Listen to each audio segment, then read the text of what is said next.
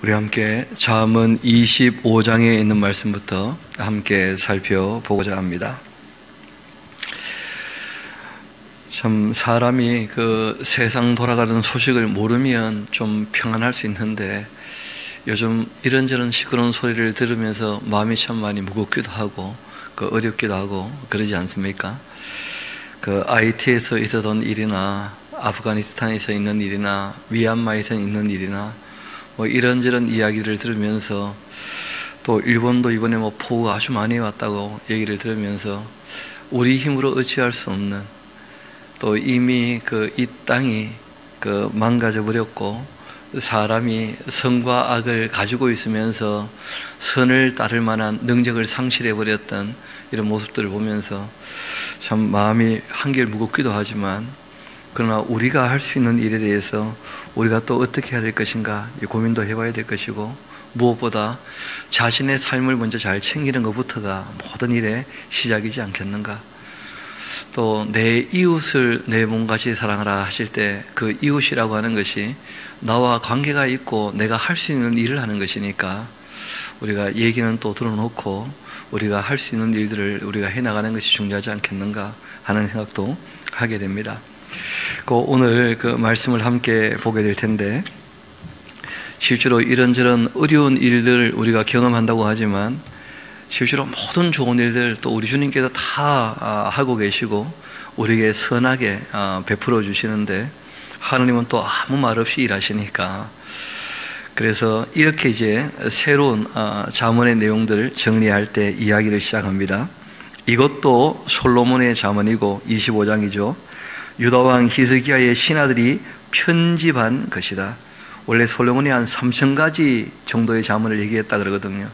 그 중에 이제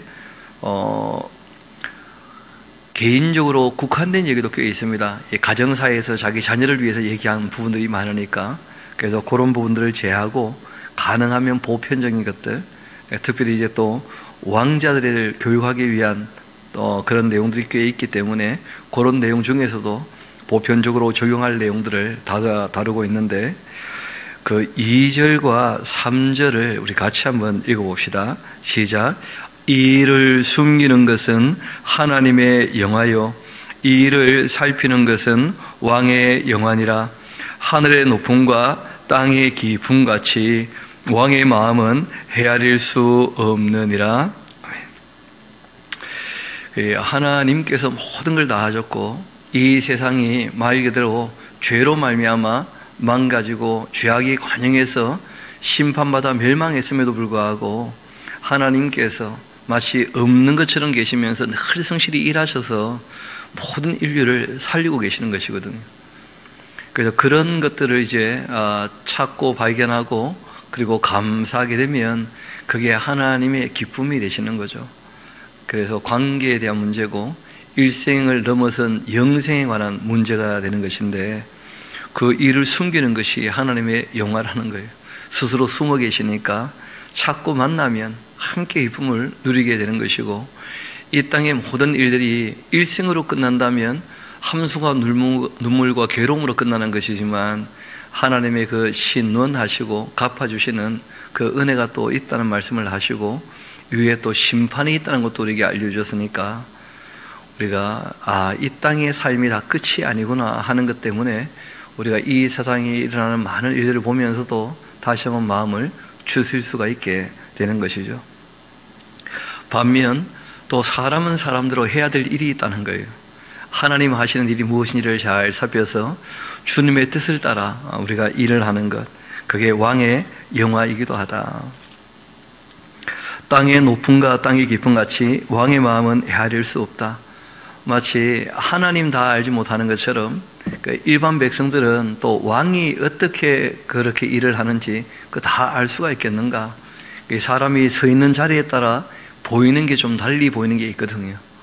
그렇기 때문에 다 자기 일을 잘하고 있겠거니 하고 우리 믿어주고 자기 일을 또 자기가 열심히 해야 됩니다.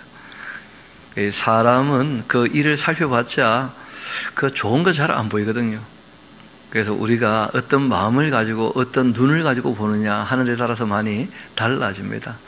그래서 늘 말씀드립니다마는 남을 폄하하거나 폄훼하거나 다른 사람을 비방하는 이런 표현들이나 말들은 우리가 늘 좀 삼가는 것이 중요하고, 말씀을 우리가 상고할 때에는 그 참되냐 거짓되냐, 의를 추구하느냐 불의하냐, 또는 우리가 선하냐 악하냐 그 분별을 위해서 우리가 이런저런 얘기를 쭉 하는 것이고, 우리가 일상적인 삶에 있어서 사람을 비방하거나 또 우리가 사람을 함부로 평가하는 것은 늘 주의할 필요가 있습니다.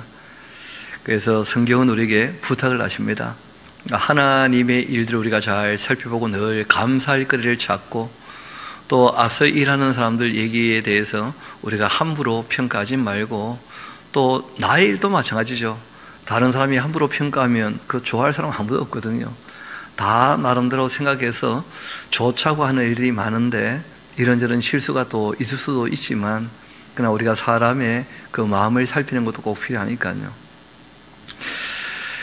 4절 이어봅시다. 은에서 그 찌꺼기를 제해야 한다. 자기를 살필 때. 그러면 장색에 쓸만한 그릇이 나오게 될 것이다. 왕의 앞에서 악한 자를 제거해라. 그러면 그 왕위가 의로 말미암아 경고히 서리라. 왕 앞에 스스로 높은 차지 말고 대인들의 그 자리에 나서지 마라.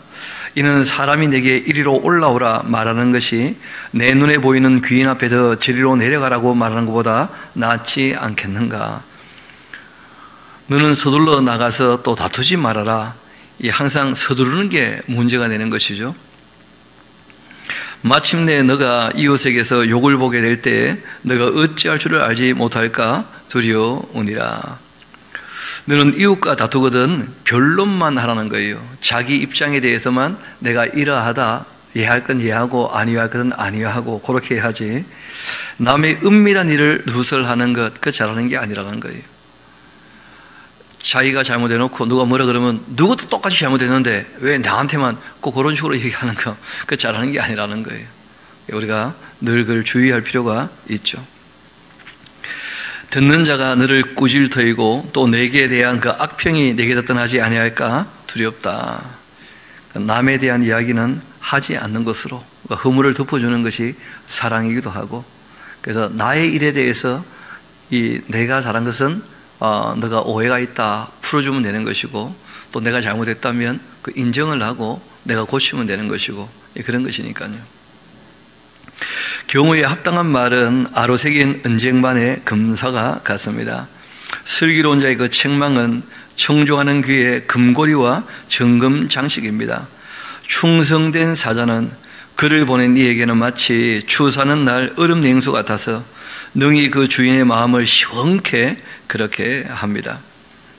또 선물한다고 거짓 자랑하는 자 비없는 구름과 바람 같습니다. 오래 참으면 이 관원도 설득할 수 있다는 거예요. 그 관원하는 말 보면 예나 지금이나 그 공무원 사회는 조금 복지부동하는 게 있는 모양이죠, 그렇죠? 그렇지만 꼭 해야 될 일 같으면 그 진득하게 오래 참고 기다리면서 부탁을 하면 그 웬만하면 통과된다, 또 그런 얘기를 해요. 이건 뭐 공직에 있는 사람이니까 또 할 수 있는 얘기겠죠, 그렇죠? 오래 참으면 관원도 설득할 수 있다. 부드러운 혀는 뼈를 끊기 마련이다. 거칠게 말해서 일이 잘 통하는 게 아닙니다.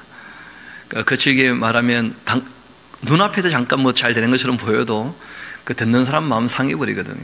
그러니까 우리가 누구하고 얘기하든지 그 온유와 겸손, 그런 게 참 중요합니다. 어른 생활에 있어서도. 부드러운 혀가 이 뼈를 꺾는다.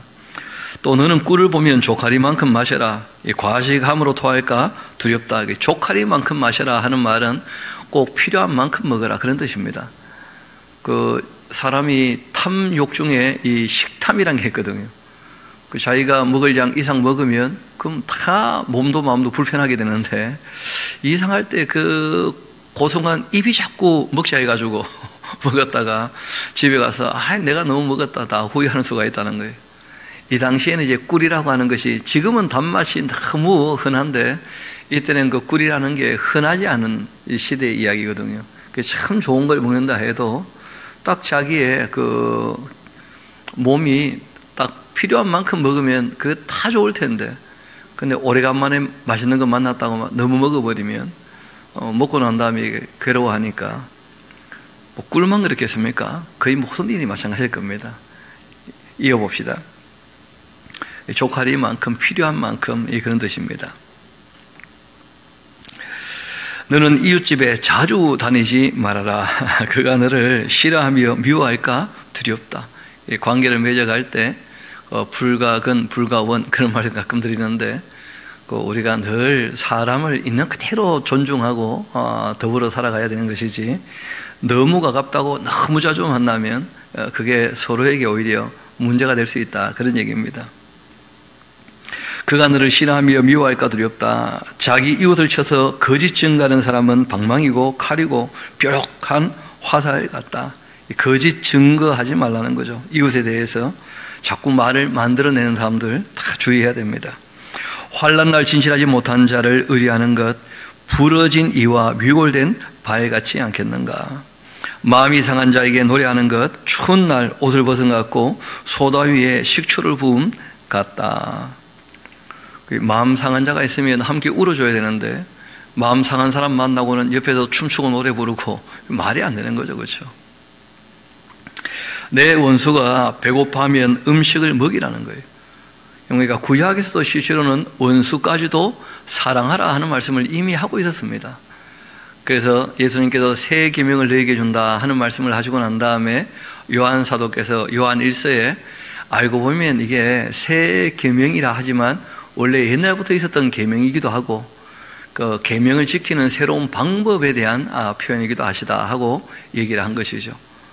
그래서 수준이 한층 높아졌지만 알고 보면 이미 그 하나님의 말씀을 읽고 깊이 생각해보고 주님의 뜻을 밝혔을 때는 이미 율법이라는 그 내용 자체가 원수는 미워하고 이웃은 사랑하라 그렇게만 얘기한 게 아니었다는 거죠. 처음부터 원수라 할지라도 배고파면 음식을 먹이고 또 목말라면 물을 마시게 해야 한다 하고 권고하십니다.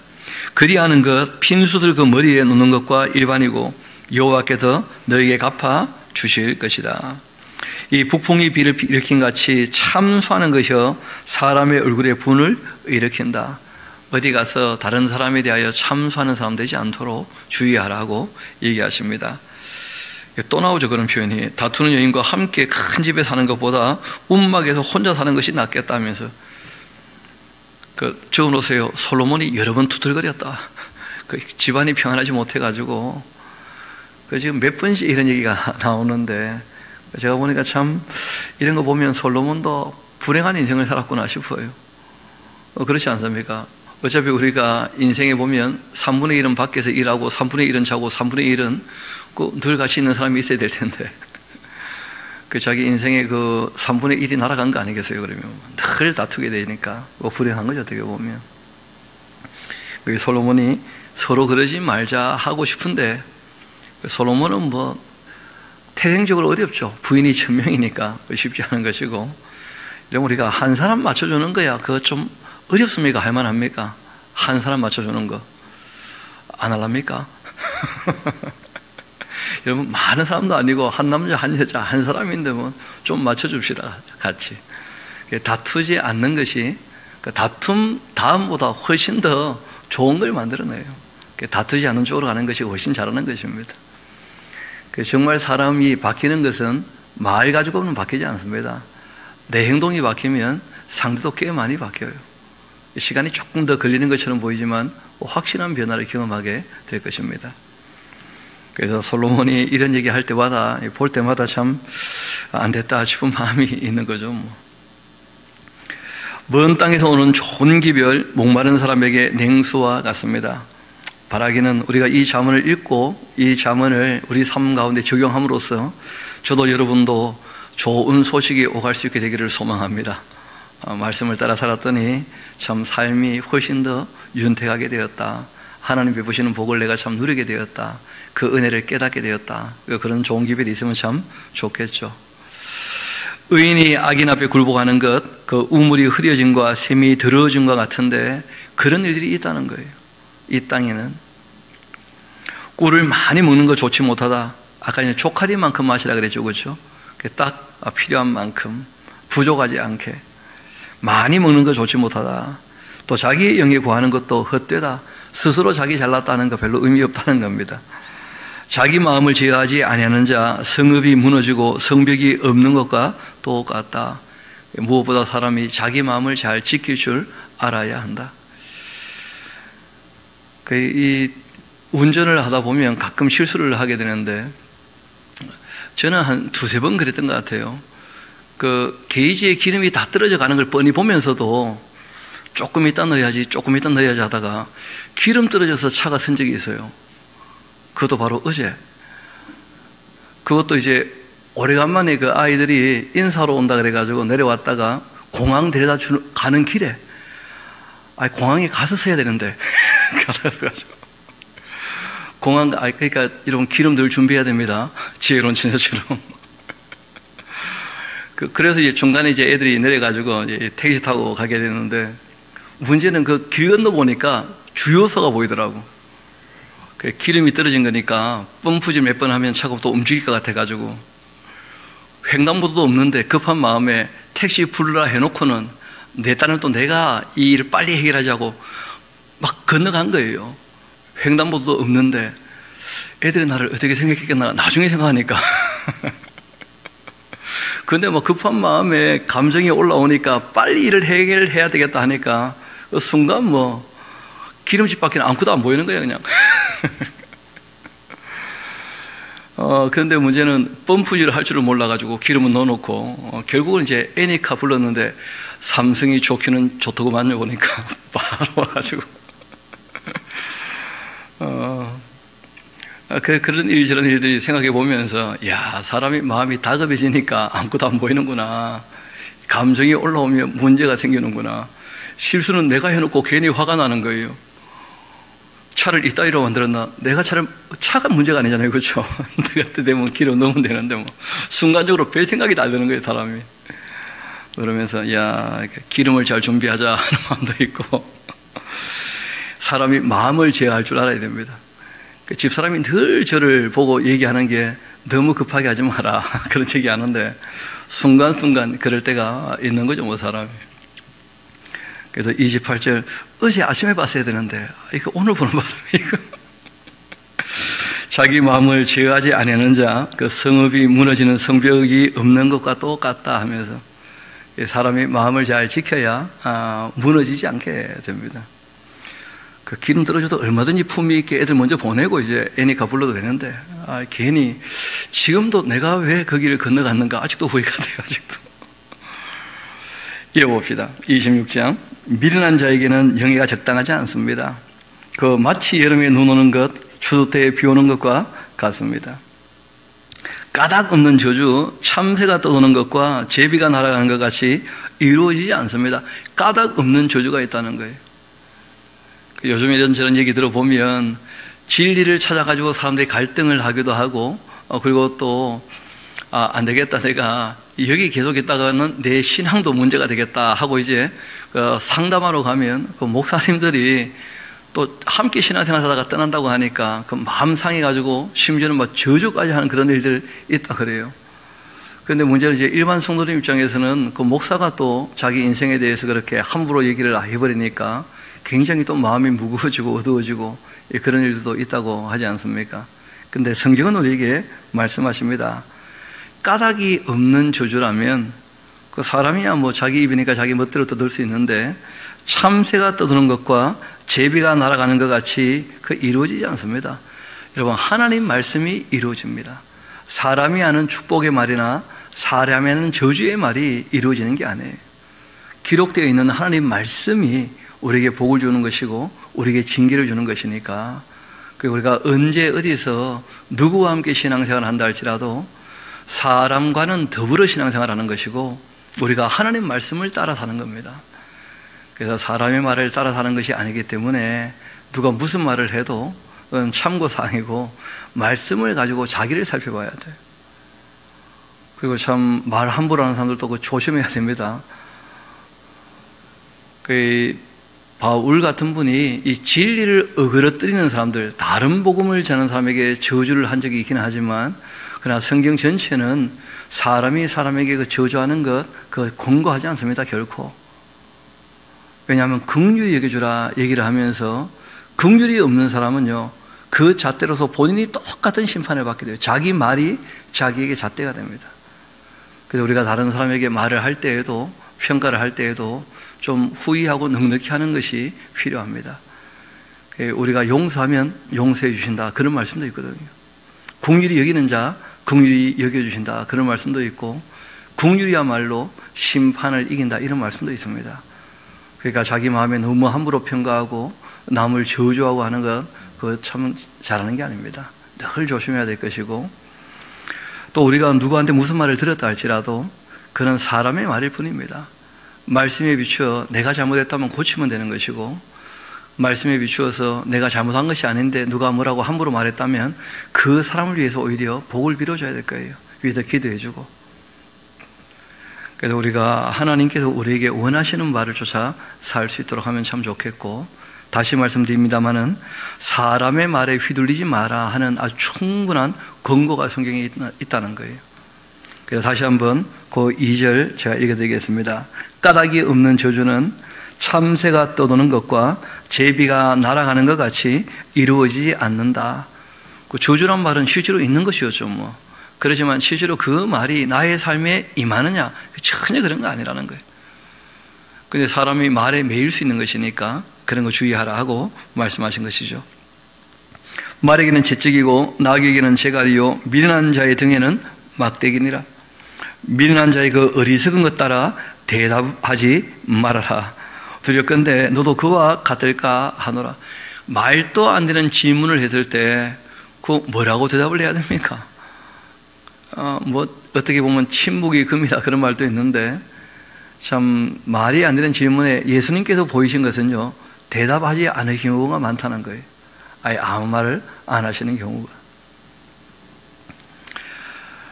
다시 한번 4절 5절 봅시다. 미련한 자의 어리석은 것을 따라 대답하지 마라. 두렵건대 너도 그와 같을까 하노라. 미련한 자에게는 그의 어리석음을 따라 또 대답을 하라. 두렵건대 그가 스스로 지혜롭게 여길까 하노라. 이 말이 무슨 말이냐면, 어리석은 사람에게는 무슨 말을 하거나 말을 안 해도 의미가 없다는 거예요. 그 어리석은 사람에게는 어리석은 대답을 해줘도 된다. 말도 안 되는 질문이니까 말도 안 하는 대답을 해봤자 그에게는 아무런 영향이 없다는 거예요. 어리석은 사람이니까. 우리에게 부탁을 한 겁니다. 어리석은 사람 되지 말라는 거예요. 어리석은 사람은 어떻게 대해도 바뀌지 않을 사람이 있다. 그런 거 우리가 또 염두에 두고 살아가야 됩니다. 우리 오해 중에 또 하나가 뭐냐면, 내가 잘하면 상대도 확실히 바뀔 거다, 그런 거 없습니다. 예수님께서 그렇게 참되고 선하고 의롭게 살아도 그 삶을 직접 봤던 사람들 다 변하느냐? 그렇지 않아요. 그 말씀 배웠던 사람들 다 변하느냐? 그렇지 않다는 거예요. 그래서 어리석은 사람은 어리석은 삶을 살아가는 것이니까, 우리는 말씀을 가지고 지혜롭게 살자, 애를 쓰자 하는 것이고, 안 되는 사람은 우리 힘으로 어쩔 수 없는 거 있다는 거 꼭 기억하셔야 돼요. 그래서 우리가 끝까지 살아있을 동안은 포기는 못하는 거죠, 뭐. 그래서 그 4절 5절에는 그런 내용입니다. 미련한 자 편에 기별하는 것, 자기 발을 베어버림과 해를 받은 것과 똑같다. 참 안타까운 얘기죠, 그렇죠? 저는 자의 그 다리는 힘없이 달렸다. 미련한 자의 입의 자문도 그러한 것 아니냐. 그 철학 중에 개똥철학이라는 게 있어요. 그 어리석은 사람도 자기 멋대로 사는 나름대로의 방법이 다 있다는 거예요. 그런데 그러한 삶이 영생의 길과 연결이 되어지느냐? 그렇지 않을 수 있다는 거예요. 늘 주의하라 하고 얘기하셔요. 그래서 우리가 이 자문을 배우는 것이죠. 이 땅에는 언뜻 들으면 그럴듯한 말들이 종종 있거든요. 그래서 그런 거 우리가 좀 주의할 필요가 있습니다. 이어봅시다. 미련한 자의 그 입에, 미련한 자에게 영예를 주는 것, 그 돌을 물매에 매는 것과 똑같아. 어리석은 사람에게 영예를 주면, 그러면 영예를 가지고 어떤 권력이 있게 되니까 주변 사람들 너무 괴롭게 만든다는 거예요. 물매를 돌에다가 물매를 메고 있으면 던지면 다시 되돌아와서 사람을 때리지 않습니까? 그래서 우리가 어떤 사람을 세운다고 하는 것 참 주의해야 될 필요가 있습니다. 이어봅시다. 미련한 자의 입의 잠언은 술 취한 자가 손에 들고 있는 가시나무와 같다. 얼마나 많은 사람을 찌르겠는가. 장인이 온갖 것 만들지라도 미련한 자를 고용하는 것, 지나가는 그 행위를 고용한과 같지 않는가. 개가 또 그 토한 것 도로 먹는 것 같이 미련한 자는 그 미련한 것 계속 반복해서 행한다. 그게 미련한 거죠. 아니면 그만둬야 되는데 아닌 줄 뻔히 알면서 계속 반복한다. 그 미련한 일이라는 거예요. 그게 미련한 사람이죠. 또 너가 스스로 지혜롭게 여기는 자를 보느냐? 스스로 지혜롭게 여기는 사람이 누구냐? 공부하지 않는 사람이에요. 말씀도 보지 않고 자기 삶에 대해서 생각도 안 해보고 막 그냥 되는 대로 사는 거, 그게 제일 미련한 것이죠. 스스로 지혜롭게 여기는 사람을 보느냐? 그보다는 오히려 미련한 자에게 희망이 있다 하면서, 그래서 성경은 우리에게 끊임없이 얘기합니다. 이 교만한 것, 가장 미련한 모습이죠. 하나님의 말씀을 배우지 않는 것. 겸손은 하나님의 규례를 읽고 듣고 배워서 지켜 행하는 것이야말로 이게 겸손한 삶의 자세죠. 또 게으른 자는 길에 사자가 있다, 거리에 사자가 있다 하면서 있지도 않은 그러한 걱정, 염려가 많은 사람, 이게 다 미련한 사람이에요. 길거리에 사자도 없는데 왜 안 나가냐? 사자가 있어가지고. 왜 일을 안 하냐? 일하다가 팔 부러질까 봐 하면서 아무것도 안 해, 그냥 입힌게 점피게 되면서. 그 어리석은 사람이라는 거죠. 문짝이 돌적이를 따라 도는 것 같이 게으른 자는요, 침상에서 뱅뱅 돈다는 거예요. 뒹굴뒹굴. 그 좋은 거 아닙니다, 그렇죠? 사람이 할 일을 찾아서 일을 해야지 그 뒹굴뒹굴 하는 게 그 잘하는 게 아니라는 거죠. 게으른 자는 그 손을 그릇에 놓고도 입으로 올리기를 참 괴로워한다 하면서, 옛날 들었던 그 동화 중에 엄마가 애가 워낙 게을러가지고 밥을 안 먹을 걸 알고 이 목에다가 떡을 이렇게 달아줬잖아요. 근데 하나만 먹고 죽었다 그러잖아요. 알고 보니까 옆으로 돌리기 싫어가지고 귀찮아가지고. 그럼 죽어야지 일하기 싫으면 먹지도 말라, 이런 말씀이 성경에 있어요. 사람이 늘 일을 해서 누군가에게 유익을 끼치고 더불어 사는 생각을 해야지, 그 게으른 것은 진짜 아무짝에도 쓸모가 없습니다. 누가 천국 가면 일도 없고 얼마나 좋겠나. 그런 사람 천국 못 갑니다. 천국은 할 일이 태산인데, 그 별을 나눠주시면 별을 다스린다는데, 그래 할 일이 없겠어요? 그래 영원히 우리가 참 일이 있고 또 사랑을 하고 사귀고 그렇게 하는 것이지, 과중한 일이 있는 것은 아닙니다. 이 세상에는 또 욕심 때문에 일을 너무 과중하게 해서 문제가 되는 것인데, 성경은 우리에게 그렇게 일하는 것도 잘하는 게 아니다 얘기하셔요. 자기 분수에 맞게 하는 것 꼭 필요한 일이고, 전도서 우리가 읽을 때 이제 나오게 될 겁니다. 두 손으로 열심히 일해서 두 손에 가득하면 가득하기 때문에 아무것도 못한다는 거예요. 그러니까 우리가 한 손으로 나눠줄 줄 알면서 한 손을 좀 쉬어가면서 그렇게 우리가 분수에 맞게 일을 해야 그 사람인데. 이어봅시다. 게으른 자는 사리에 맞게 대답하는 사람 7보다 자기를 지혜롭게 여긴다는 거예요. 아무리 옳은 말을 해줘도 듣지 않는다는 거예요. 이 미련한 사람은 게으르니까. 길을 지나가다가 자기와 상관이 없는 다툼에 간섭한다는 것, 이 개의 귀를 잡는 것과 똑같다 하면서 상관없는 다툼에 끼어들지 말라는 거예요. 그는 112 신고해가지고 빨리 경찰 부르고는 떠나도 아무 상관없습니다. 괜히 본인이 경찰도 아니면서 중재하겠다고 권한 준 것도 없는데, 상관이 없는 이 싸움에는 끼어들지 말라. 아주 중요한 교훈이기도 하죠. 또 이 땅에 살다 보면 이상한 사람들 많다는 건데요, 횃불 던지고 화살 쏘고 사람을 죽이는 미친 사람이 있다. 남을 해코지하면서 나름대로 자기의 인생의 즐거움을 찾는 미친 사람들 늘 있다. 그러니까 이런 사람들 때문에 일이 벌어져도 그러면 너무 낙심하지 말라는 거예요. 있는 일이니까.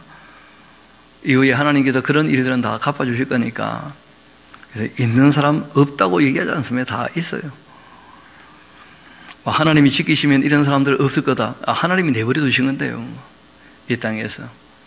이미 이 땅은 또 말씀드린 것처럼 사람이 그 선악과를 먹고 난 다음에 아담과 하와로 말미암아 정상적으로 태어나는 모든 사람들은 다 죄 아래 태어났기 때문에 누구나 그 마음에 선을 추구하는 마음과 함께 그 악이 함께 깃들어 있다는 거 부인하지 못할 겁니다. 그 사람이 선하기도 하고 악하기도 하고 늘 그런 거 아니겠어요? 그래서 우리가 잘 마음을 다듬어 가는 것이 중요합니다. 자기 이웃을 속이고 말하기를 내가 희롱하였노라 하면서 자랑스럽게 얘기하는 그 미친 사람들이 있다니까요. 남을 해코지 하고는 그걸 마치 무용단체로 얘기하는 사람들이 얼마든지 있다는 거예요. 나무가 닿으면 불이 꺼지고 말쟁이가 없어지면 다툼이 쉽니다. 다툼을 그치려면 말을 좀 줄여야 될 겁니다. 그러면 다툼은 줄어들기 마련이죠. 숯불 위에 숯을 다는 것과 타는 불에 나무를 다는 것 같이 다툼을 좋아하는 사람은 자꾸 여기저기 가서 시비를 일으킨다는 거예요. 다툼을 좋아하니까. 또 남의 말하기를 좋아하는 자의 말은 별식 같아 뱃속 깊은 데로 내려가게 되는데 그 처음에는 남 얘기하는 거 재밌지만 결국은 그것이 다 자기에게로 돌아오게 됩니다. 다 듣고 계시는 분이 계신다는 거예요. 우리가 남의 말 많이 하지 않도록 특별히 더 주의해야 될 것입니다.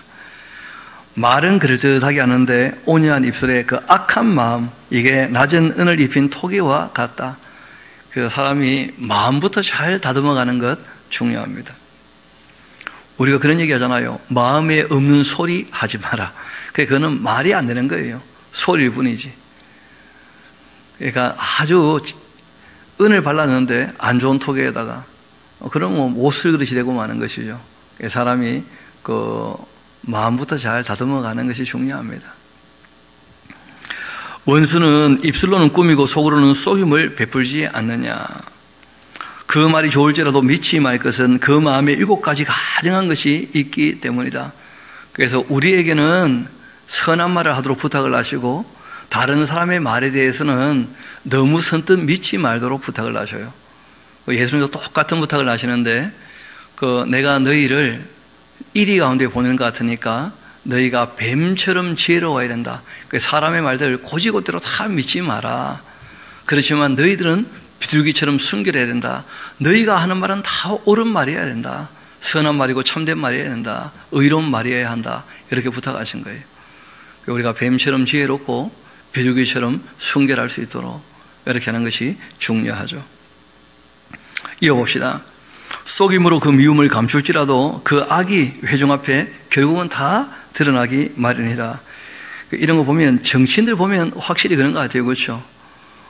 아닌 것처럼 얘기하고 우리는 참 친합니다 하고 서로 간에 악수하고 포옹하고 서로 간에 먹여주고 이러고 다음날 또 신문 난 거 보면 전혀 아니고 그런 일이 언제든 얼마든지 있는 것이니까 주의하라고 얘기합니다. 함정을 파는 자 거기 자기가 빠지게 됩니다. 돌을 굴리는 자 도리어 거기에 자기가 치게 될 것입니다. 거짓말하는 자 자기가 해한 자를 미워하고 아침하는 입은 패망을 일으키게 됩니다. 너는 내일 일을 자랑하지 말라 하고 부탁하셔요. 염려도 하지 않아야 되지만 자랑도 미리 할 필요 없습니다. 지나고 난 다음에 알아주면 고마운 것이고 알아주지 않아도 하나님께서 다 갚아주실 것이니까 우리는 우리가 해야 될 일을 잘 감당하고 조금 더 힘쓰고 그렇게 우리가 살아가야 될 겁니다.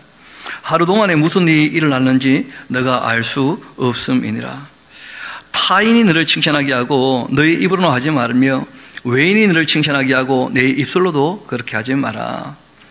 돌은 무겁고 모래도 가볍지 아니하거니와 미련한 자의 분노는 이 둘보다 무거우니까 미련한 사람을 대할 때 미련한 사람 감정 건드려 분노가 터지지 않게 늘 주의하라. 그런 부탁도 하셔요.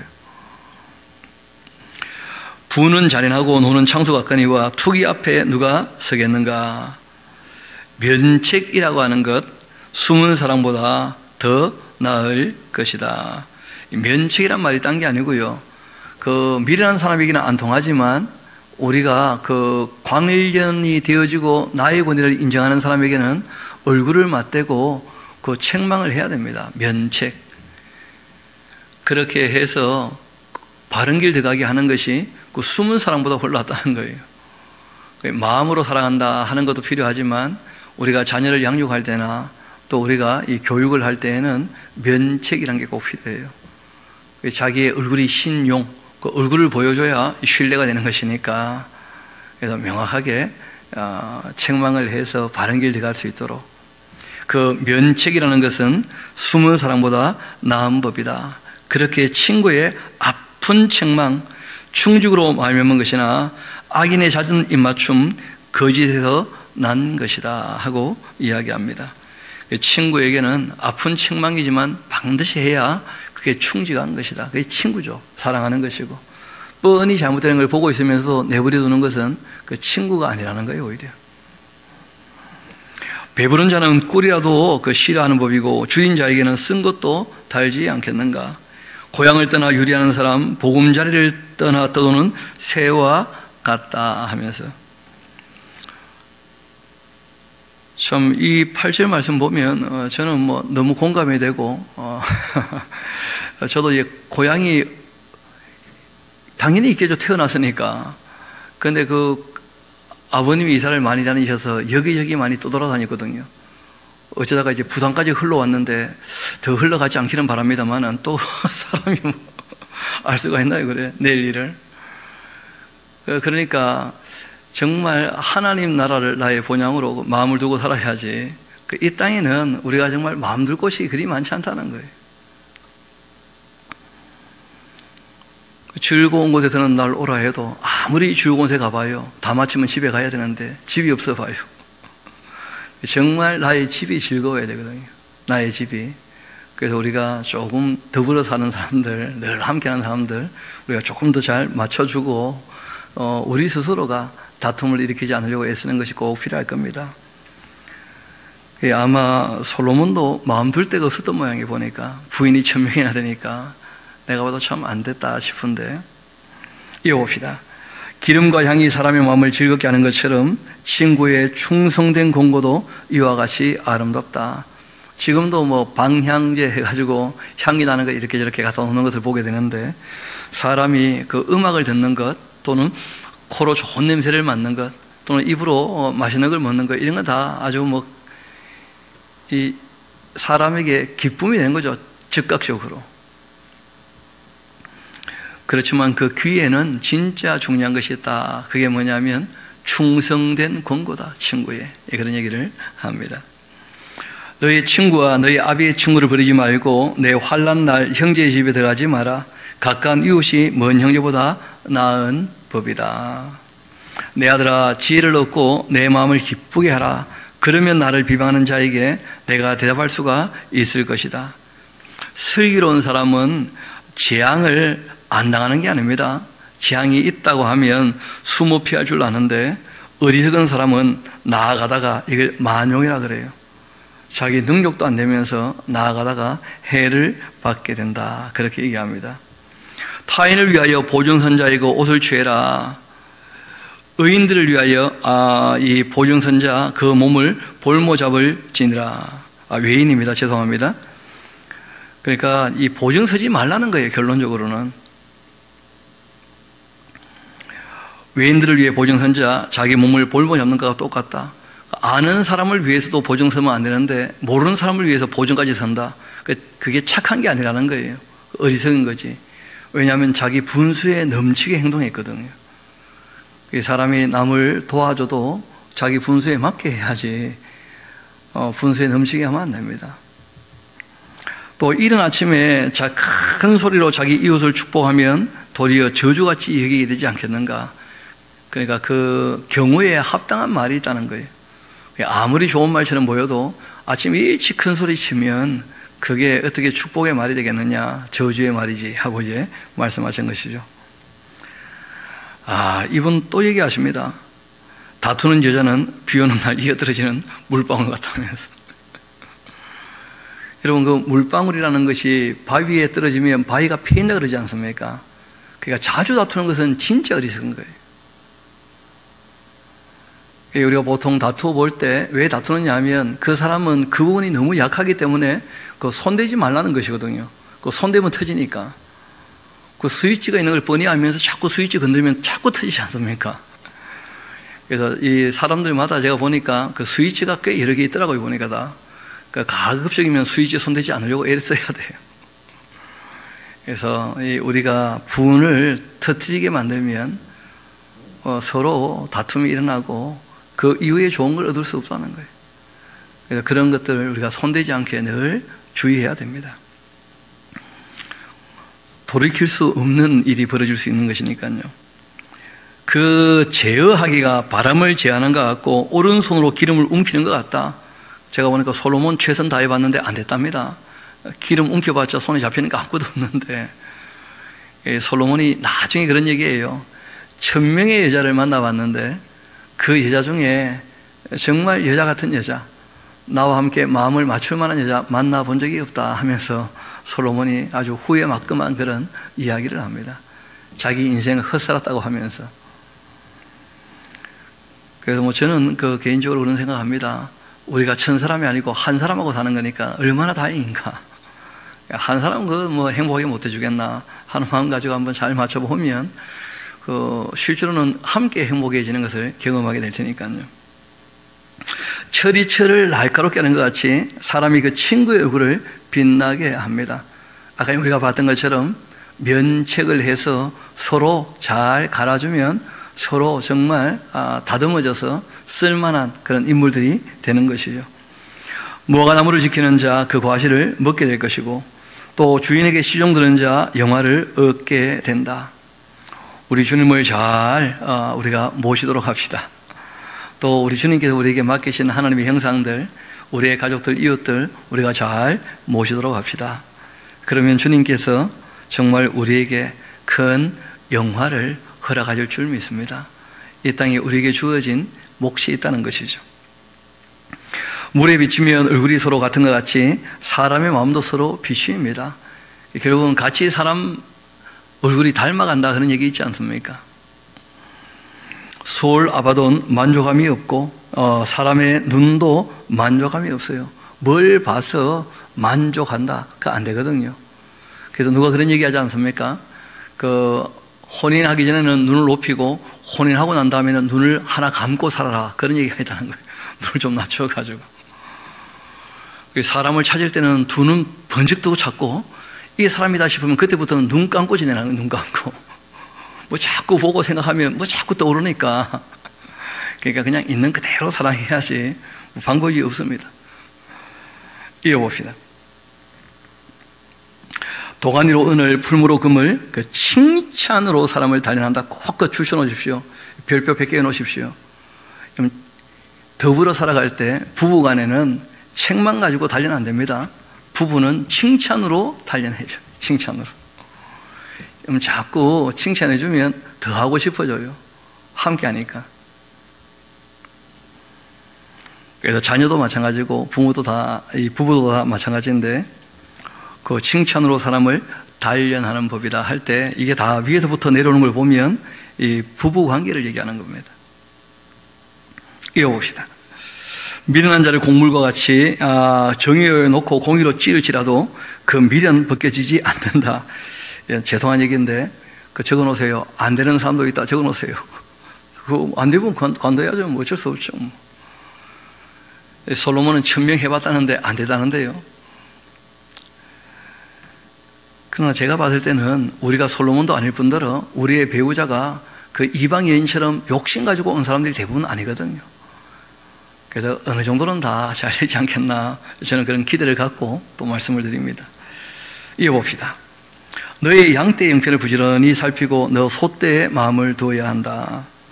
대저 재물은 영원히 있지 못하는데 멸류관이 어찌 대대에 있겠는가. 풀을 벤 후 새로운 우미에 돋고 산에도 꼴을 거두게 될 것이다. 어린 양의 털은 내 옷이 되며 염소는 밭에 밭을 사는 값이 되지 않느냐.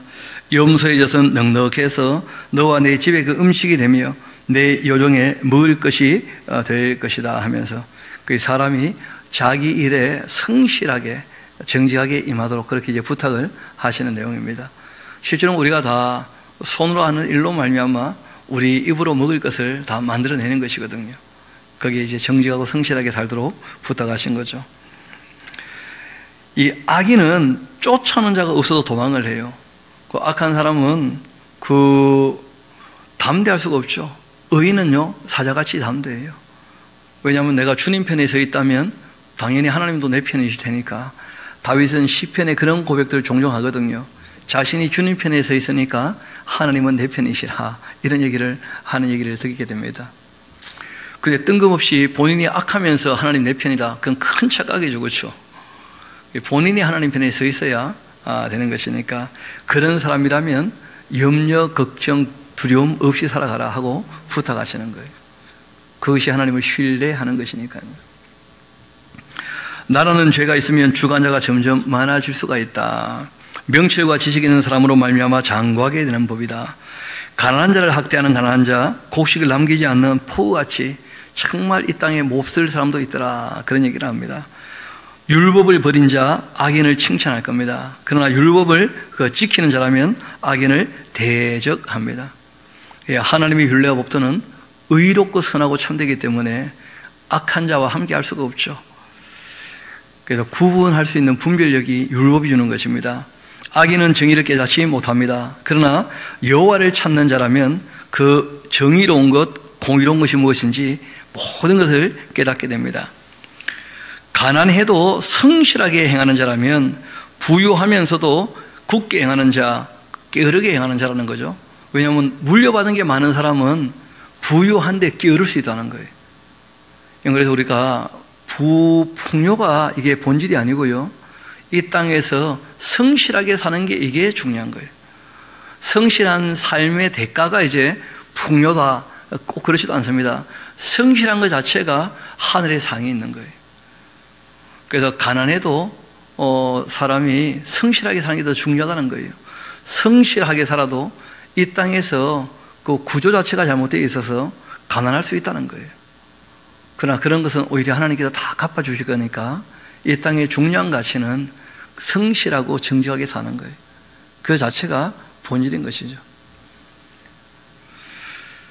악인은 정의를 깨닫지 못하는데, 그러나 여호와를 찾는 자 모든 것을 깨닫게 되고, 가난해도 성실하게 행하는 자가 부유하면서도 게으른 자보다 훨씬 낫다. 율법을 지키는 이 자는 지혜로운 아들이고, 음식을 탐하는 자, 또 그와 사귀는 자 아비를 욕되게 한다.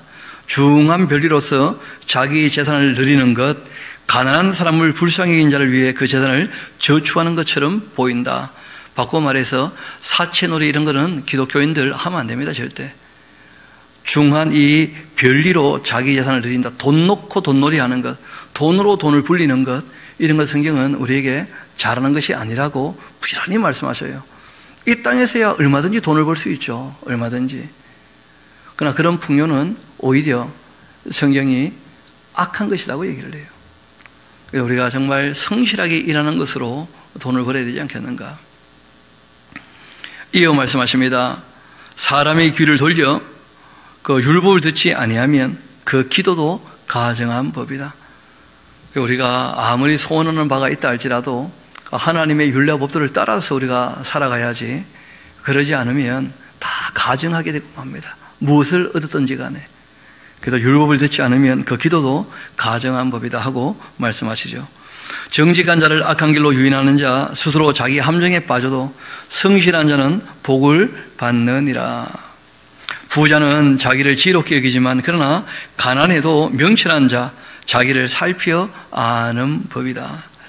의인이 득이하면 큰 영화가 있고, 악인이 일어나게 될 때 참 사람이 숨는 일도 있다. 자기 죄를 숨기는 사람은 형통치 못한 사람이에요. 죄를 자복하고 버려야 하나님께로부터 또 사람에게도 불쌍히 여김을 받게 됩니다. 자복하는 것과 함께 버리는 것이 반드시 따라와야 돼요.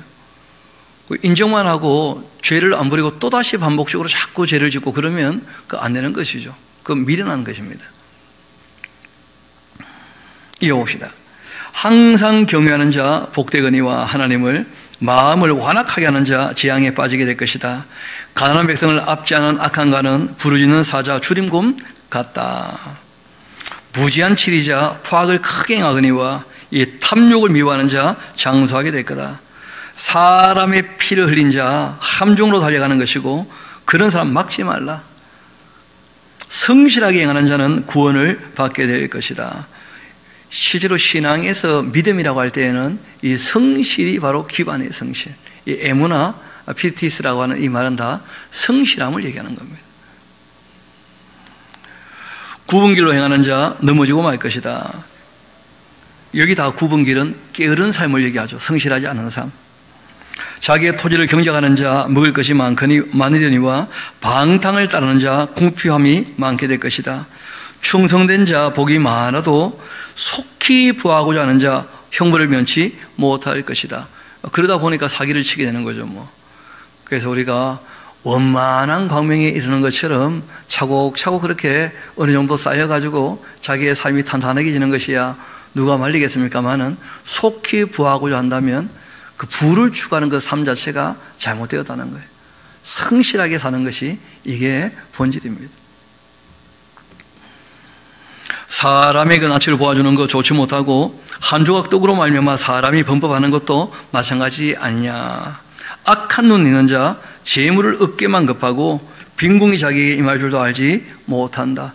그 선한 눈은 어려운 사람을 살펴 구제하게 되는데 악한 눈은 재물 얻기에만 급해. 자기 욕심밖에 없는 사람들, 이게 다 악한 눈을 갖고 있는 사람들이죠. 지금 세상은 다 그런 길로 가지 않습니까? 끊임없이 그냥 자기 부를 쌓으려고 눈에 불을 켜고 그냥 인생을 살아가니까요. 사람을 경책하는 자, 혀로 아첨하는 자보다 나중에 더욱 사랑받느니라. 부모의 물건을 독실하고도 죄가 아니라 하는 자, 멸망받게 하는 자의 동류 아니냐. 욕심 많은 자는 다툼을 일으키지만 그러나 여호와를 의지하는 자 풍족하게 되느니라. 부모의 물건을 독실하는 자 그 줄쳐놓고요, 상속을 기대하는 것을 얘기해요. 주고 안 주고는 부모만 아닙니다. 안 줘도 아무 상관없어요. 그냥 당연히 부모가 나에게 상속할 거다. 그런 못된 마음 가지면 안 돼요. 그래서 부모님의 인생은 부모님의 인생이고 나의 삶은 생명이 이 땅에 있다는 것만도 감사하게 여기면서 정말 성실하게 자기 삶을 자기가 가꾸어야 됩니다. 그게 잘하는 것이죠. 욕심 많은 자 다툼을 일으키지만 여호와를 의지하는 자라면 풍족하게 되느니라. 그러니까 욕심을 좀 버리고 주님의 뜻을 따라 살면 오히려 하나님께서 풍족해 하신다 말씀하십니다. 자기 마음을 믿는 사람은 그 미련한 사람이에요. 지혜롭게 행하는 자 구원을 얻을 자입니다. 그래서 늘 말씀을 상고해야 되지 않는가. 가난한 자를 구제하는 자 궁핍하지 아니하려니와 못 본 채 하는 자에게는 저주가 클 것이다. 악인이 일어나면 사람이 숨고 그가 멸망하면 의인이 많아지게 됩니다. 또 자주 책망받으면서도 목을 곧게 하는 그 사람 갑자기 패망을 당하고 피하지 못합니다. 의인이 많아지면 백성은 즐거워하기 마련이고 악인이 권세 잡으면 백성은 탄식하는 법이니까 특별히 솔로몬이 자기 자녀들에게 부탁하는 거예요. 자기 자녀가 다 관원들이 될 것인데 왕의 아들들이니까 의로워야지 백성이 즐겁지 않느냐, 그런 얘기를 하는 거죠. 지혜를 사모하는 자 아비를 즐겁게 하는데 창기와 사귀는 자 재물을 잃기 마련이다. 왕은 정의로서 나라를 견고하게 한다. 이 정의와 공의가 나라를 굳건하게 만듭니다. 그러나 뇌물을 억지로 내게 하는 자 나라를 망하게 합니다. 이번에 그 아프가니스탄 정부가 망하게 된 이유가 여기 있는 것이죠. 거기는 뇌물이 없으면 아무 일도 못했다 그래요. 결국 도망갈 때도 대통령이 헬기에다가 돈을 싣고 도망갔다 그런 얘기 있지 않습니까? 뇌물이 많은 나라는 안 되는 거예요. 이어봅시다. 이웃에게 아첨하는 것, 그 발 앞에 그물을 치는 것이다. 악인이 범죄하는 것, 스스로 올무가 되게 하는 것인데 그러나 의인은 노래하고 기뻐한다. 의인은요, 가난한 자의 사정을 알아준다는 거예요. 내가 다 겪어보지 못했지만 어려운 사람들 형편을, 입장을 좀 살필 줄 아는데 악한 사람은 알아줄 지식이 없어요. 아이고 뭐라고 하느냐면 남 돈 벌 때 니는 뭐 했냐 하면서 그런 식으로 너무 함부로 얘기하는 거예요. 거만한 자 성읍을 요란하게 해도 슬기로운 자 노를 거치게 합니다. 지혜로운 자, 미련한 자 다투면 지혜로운 자가 노하든지 웃든지 그 다툼은 그침이 없어요. 그러니까 다투기 전에 그칠 줄 알아야 돼. 그게 진짜시에요. 왜냐하면 다투게 되면 상대가 미련하면 또 내가 미련하면 다툼은 끊이지 않을 수 있다는 거예요. 피 흘리기를 좋아하는 자, 온전한 자를 미워하고 정직한 자의 생명을 찾느니라. 어리석은 자는 자기의 그 노를 다 드러내는데 지혜로운 자는 그 노를요 억제할 줄 알아요. 노하게 되면 말이 많아지게 되거든요. 그래서 자기 감정을 다 말로 쏟아내는 사람들, 그 어리석은 사람들입니다. 솔직한 게 아니고. 관원이 거짓말을 들으면 그 하인들이 다 악하게 되느니라. 가난한 자와 부귀한 자가 섞여 살고 있는데 여호와께서 그 모두의 눈에 빛을 주신다. 스스로가 진리를 구하고 찾으면 만나게 됩니다. 왕이 가난한 자를 성실하게 신원하여 주면 그의 왕위가 영원히 경고할 거다. 왕이 해야 될 아주 중요한 일이 뭐냐면 약한 사람들에게 긍휼을 베푸는 거예요. 자비를. 억울한 일 없도록.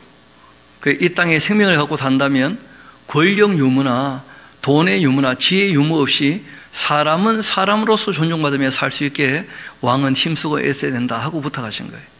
그러면 하나님께서 그걸 보시고 하나님이 원하시는 나라니까 정말 영원히 그 왕위를 경고케 한다, 그렇게 말씀하신 거죠. 채찍과 구질함, 지혜를 주는데 임의로 행하게 버리던 자식은 결국은 어미를 욕되게 하고 맙니다. 임의로 하도록 내버려두면 안 돼요. 반드시 바른 길 들여야 되는 것이죠.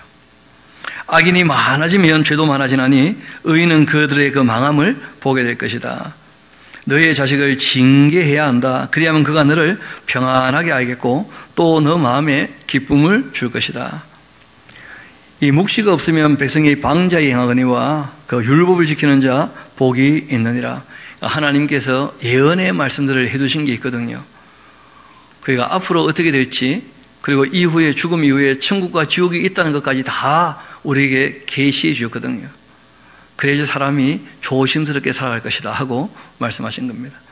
이러한 이 계시의 말씀이 없으면 성경에 그러한 이 궁극적인 하나님 나라와 지옥에 대한 예언이 없으면 사람이 얼마나 방자하겠는가. 그래서 이 땅에서 율법을 지켜 사는 것 결코 헛된 일이 아니다 하고 말씀하시죠. 좋은 말로만 하면 고치지 아니한다. 이는 그가 알고도 따르지 않기 때문이다. 알아도 따르지 않기 때문에 어린아이들은 미련한 게 얽혀 있거든요. 그래서 반드시 그 징계를 하는 것이 좋습니다. 내가 말이 조그만 사람 뭐냐, 이 제일 큰 문제가 있는 사람이죠. 그보다 미련한 자에게 오히려 희망이 있지 않느냐. 이 말이 너무 앞서는 사람이나 또 너무 조그만 사람, 미련한 것 중에 미련한 거예요. 우리가 조금 여유를 가지고 한두 번 더 생각하고 말해도 늦지 않습니다. 너무 말이 빨라지면 노를 바라게 되고 그 마음이 정리가 안 돼 있으면 어그러지게 되거든요. 그 어그러진 마음이 노출되면 자기도 남도 다 문제가 생기고 상처가 있기 마련이니까 그런 걸 우리가 늘 주의해야 됩니다. 종을 어렸을 때에 곱게 양육하면 그가 나중에 자식인 채 할 것이다. 분수를 좀 알아야 한다, 그런 것이죠. 그 당시에 또 사회의 모습이기도 하고요. 노하는 자는 다툼을 자꾸 일으키고 성내는 자 범죄함이 많아지게 된다. 사람이 교만하면 결국은 낮아지게 될 거고 마음이 겸손하면 하나님께로부터 영예를 다 얻게 될 것이다. 우리 24절부터 27절까지는 같이 한번 읽어봅시다. 시작. 도둑과 짝하는 자, 자기의 영혼을 미워하는 자라. 그는 저주를 들어도 진술하지 아니하느니라. 사람을 두려워하면 그 올무에 걸리게 되거니와 여호와를 의지하는 자 안전할 것이다. 주권자에게 은혜를 구하는 자가 많으나 사람의 일의 작정은 여호와께로 말미암느니라. 불의한 자는 의인에게 미움을 받고 바르게 행하는 자는 악인에게 미움을 받느니라. 아멘. 우리 25절 다시 한번 보고 오늘 말씀을 마무리합시다. 사람을 두려워하면 그 올무에 걸리게 됩니다. 사람이 까닭없이 저주하는데 그런 말을 두려워한다. 스스로 또 올무에 걸릴 수 있다는 거예요. 그래서 우리가 말씀을 살펴서 진리를 따라 살아야 되는 것이지 사람 말에 매이지 않도록 누가 했던 말이든지 간에 늘 우리가 주의할 필요가 있고, 특별히 우리는 또 아무 말이나 하지 않도록, 또 저주의 말을, 비방의 말을 하지 않도록 늘 주의해야 할 것입니다. 그래서 사람 두려워하면 스스로 올무에 걸리게 되기 마련이니까 우리가 하나님 아버지로 모시고 다 한 형제다 하는 걸 꼭 기억하시고, 어떤 사람이 완전하냐? 그런 사람 아무도 없다는 거예요. 그 사람이 무슨 말을 했든지 그는 그 사람의 얘기고 말씀을 가지고 검증해 봐서 정말 합당한지, 그래서 자신을 말씀 앞에서 하나님의 그 뜻을 따르는 쪽으로 그렇게 다듬어가는 저와 여러분 되기를 소망합니다. 기도하시겠습니다.